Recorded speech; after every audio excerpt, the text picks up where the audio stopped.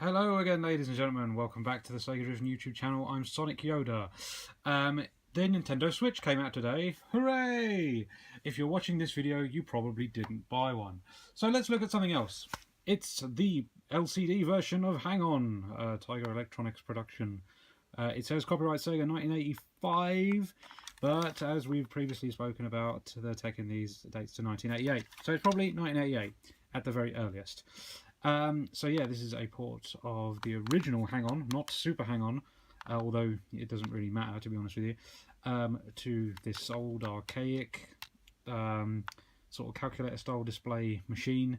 Everything is built into this one machine, nowhere to change it out with a different game. It's just this one unit, very cheaply produced, and also sold very cheaply as well. And yeah, we've seen a couple of these so far of varying degrees of success as to porting, you know, the sort of style of game over to this unit, using a very limited display that can only show one set of images and it cannot refresh to another. It's only ever locked to that set of images. It just basically switches around between the different ones to show you what's happening in game. Right, so let's turn this thing on and I'll show you what's going on. So you would have thought a driving game would be, you know, quite a decent pick for something like this. Unfortunately, this has some problems. The main one being, most driving games on these sort of units have 3 lanes for you to move in between, whereas this one only seems to have 2. And that means it makes it incredibly difficult to avoid oncoming vehicles. As you can see, I have driven into about 5 of them already. And it's really difficult because you know, they only change direction when they get very close to you. So yeah, you've just got to kind of wing it, really. Oh, there we go, no, very good there. So we've got an accelerate button, we've got a brake button. You won't want to be doing much slowing down, to be honest with you, because you're against the clock. And you do have to change into high gear using up on the D-pad.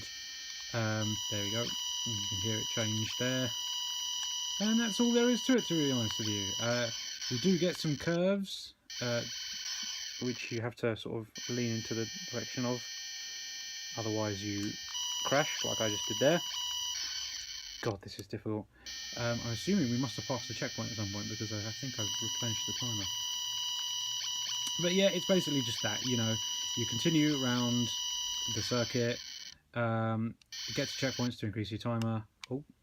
And avoid oncoming traffic, so that you don't, you know, collide and slow down, because you have to start off from, yeah, from dead stop again. It's not great. This isn't a really good port, to be honest with you. Like I say, most LCD driving or racing games have 3 lanes, and you switch between them, and you can always kind of see where what lane the vehicle is going to travel into. What is in this one, because they sort of move around very late, you don't really have much room to manoeuvre before you crash into them, so it just makes it a very infuriating thing to play. I passed the checkpoint there, just at the last nick of time. There we go. God, it's so difficult. Like the curve there is forcing me into the wall, and then the bikes were also coming towards me in that same lane, so I couldn't avoid them.